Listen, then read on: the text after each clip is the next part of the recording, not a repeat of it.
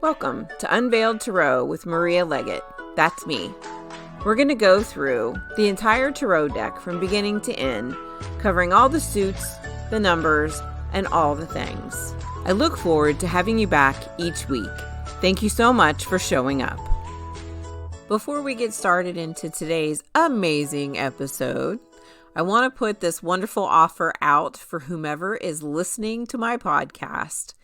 If you would go to Podbean and leave me a comment as a review of the podcast and what you think of it, and take a screenshot and email that screenshot to me to the email address hello@marialeggettunveiled.com. And that's MARIALE, G as in girl, G as in girl, E, T as in Tom, T as in Tom.com. I, in turn, am going to send you a free meditation to meet your tarot guide. This is also to celebrate the new tarot episodes that I have coming out on Thursdays. So please, please, please leave me a comment as a review to let me know just how much you love this podcast. And I, in turn, will send you a meditation to meet your tarot guide. Today we're going to continue on with the introduction to tarot. A lot of readers who learned many, many years ago use something called a signifier card. And not everyone uses them. And a lot of people nowadays don't even know what a signifier card is. But because a signifier card really was a thing 20, 30 years ago, I do like to teach about it. I don't use it very often. I don't feel the need for it because I have my sitter usually sitting in front of me and I'm okay with that. So your signifier card is a card from the tarot deck that literally signifies your client. So if you're doing a reading for a woman, you would look through the court cards and you would say, okay, which queen are you? And they literally did it by their hair color, because one of them I think is blonde, one is redhead, one has brown hair. But because the court cards mean something specific, I don't like to do that. And so I don't use the signifier card. You would do the same thing for a male. If you had a male in front of you, you could pick one of the kings. Or if you had a young male, you could pick one of the knights.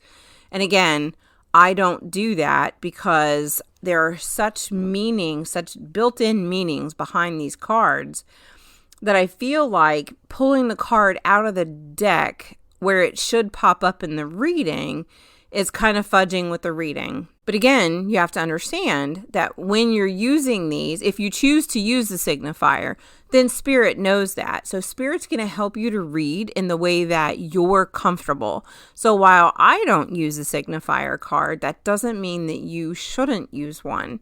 So if you want to, you can certainly go through the deck and you can look at it. And this use of the signifier card was taught very early in the 1900s. If you are comfortable with that, then again, I totally suggest doing it.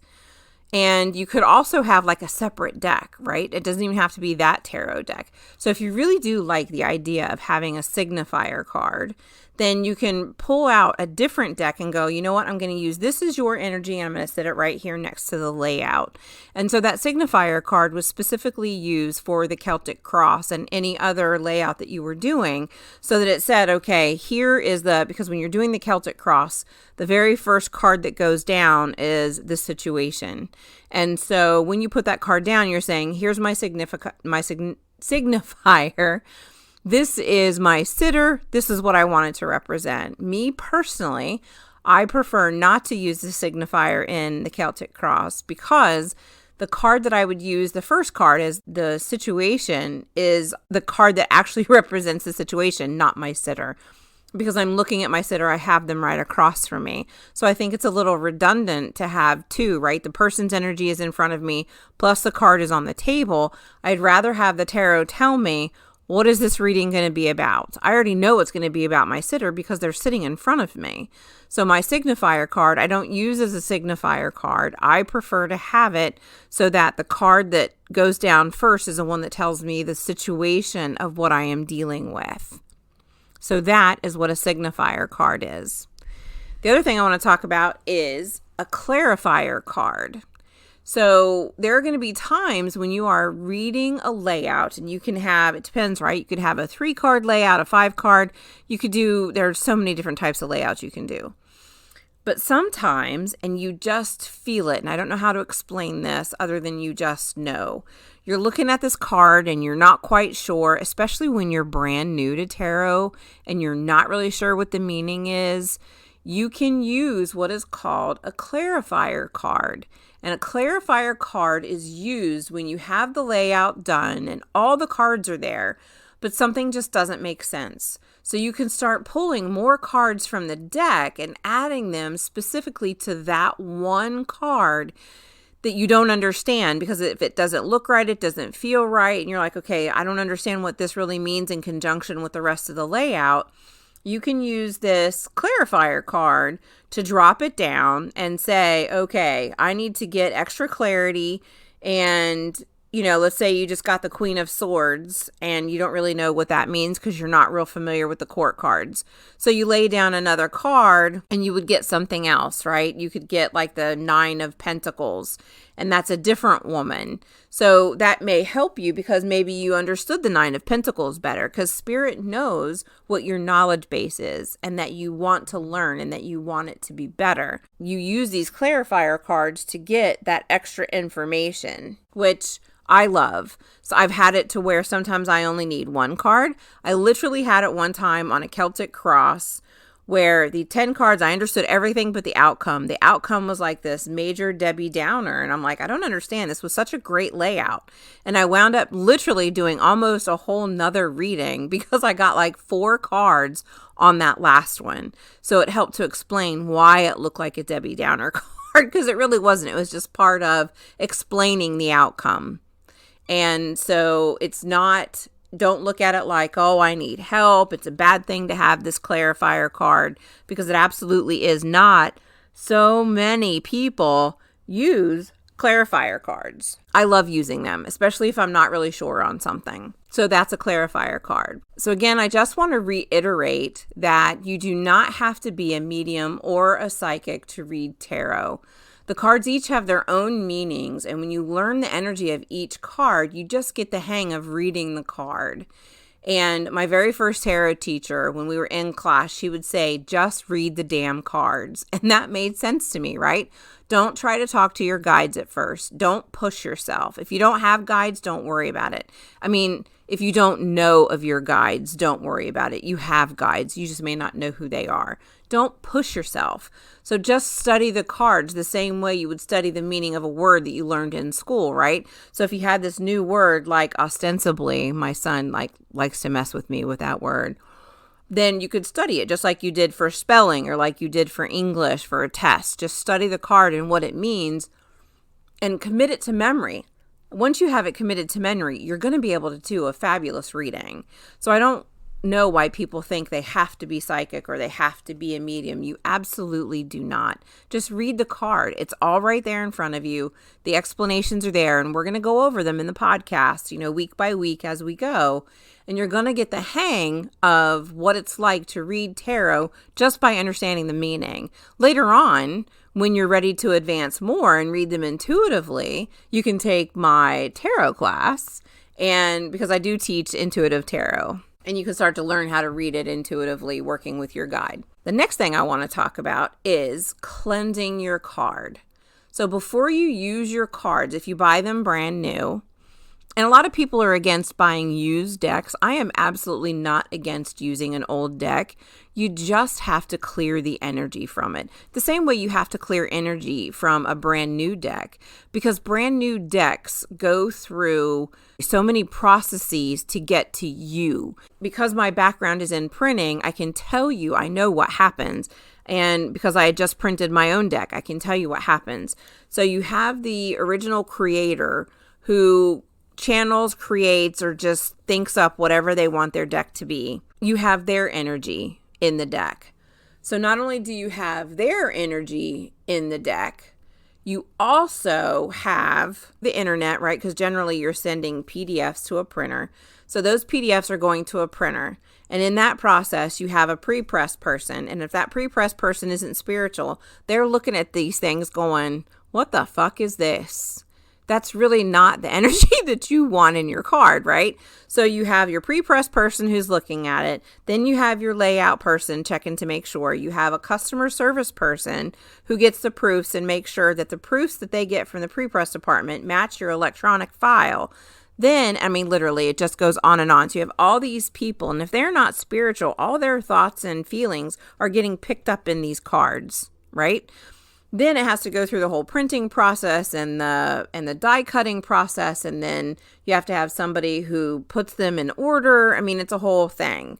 So by the time they actually make it to you, they go through shipping and they go through whoever's hauling it, the truckers. I mean, it's a whole big process, which is why I don't understand why people have this huge problem with, oh, don't ever buy a used deck. Bullshit. Do you know how many people touch those cards before you got them? Even if they just picked it up to pack it into a box, they're touching it. And if they were in a really bad mood, these cards are specifically built to pick up energy. What do you think is going to happen? Yeah, it's an issue. Go buy a used deck. If you love it, buy it. Just clear it the same way you have to clear a brand new deck. All of that is to say, clear your cards. So there are lots of different ways that you can use to clear your cards. One of the things that you can do, I love using incense. I love using smoke to do it. I think it's a wonderful way to do it. Depending on how picky you are, right? You can take the deck and stretch it straight across your table, like you're a card dealer. Lay it in one whole piece and then stretch it clear out, and you can take sage or Palo Santo, whatever kind of smoke that you like, and you can just waft the smoke over the top of the cards. And then you put them back into a stack and you flip them over and you do the other side. Because this is what people tend to forget. You have to do both sides. Just like when you are cleansing your own energy, don't forget your back. Huge thing. Everybody forgets their back. It's your most vulnerable spot. You need to make sure it's covered. So you want to do the fronts of the cards and the backs of the cards.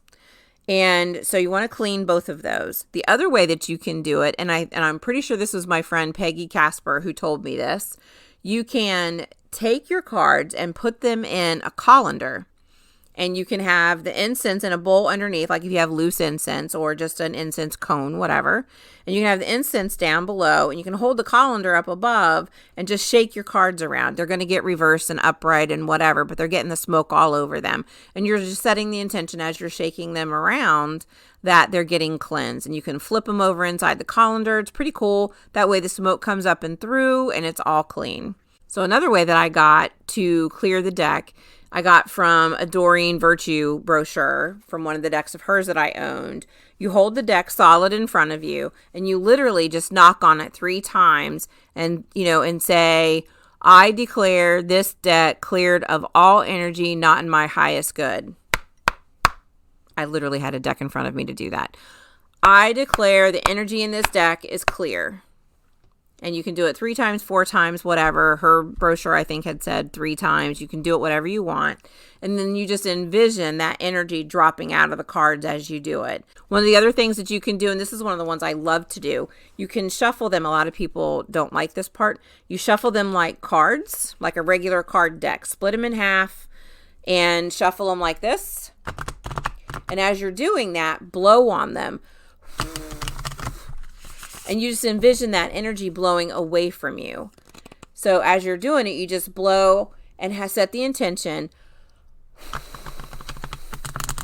that you are clearing the deck of any energy that doesn't belong, that's not in your highest good. Get it out, let it go, and leave it to run. That way you're clearing it out of everything except for the original intention, which never leaves the card. They're always there. Then once you're done clearing the energy, you want to consecrate it to yourself. And a really good way to consecrate it to yourself is to open up the deck, right? Take it in one hand, or it might take 2, depending on how big the cards are, and fan them out, kind of like you're holding them like a fan, like if you're hot. And you can hold them and put them with the faces, the artwork that you're going to be working with, and put that towards your heart. And you say, with every beat of my heart, I consecrate these cards to my energy, to my aura, in the highest good of me and anyone I do a reading for. So mote it be. And now your cards are consecrated. One of the most important things that I can teach you about tarot is to trust your process.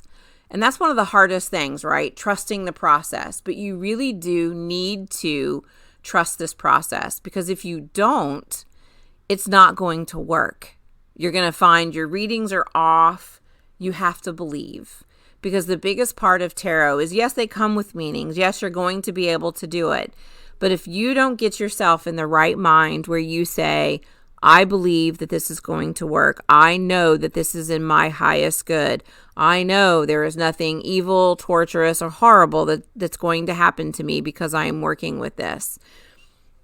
One of the biggest things is, because of the imagery on the Rider-Waite deck, so many religious organizations think that they're cards of the devil because they don't like the foretelling of the future. They don't like being able to talk to crossover souls.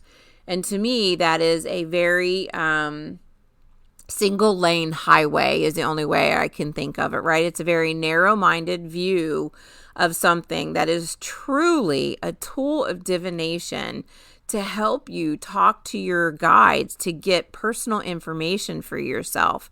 That's really important.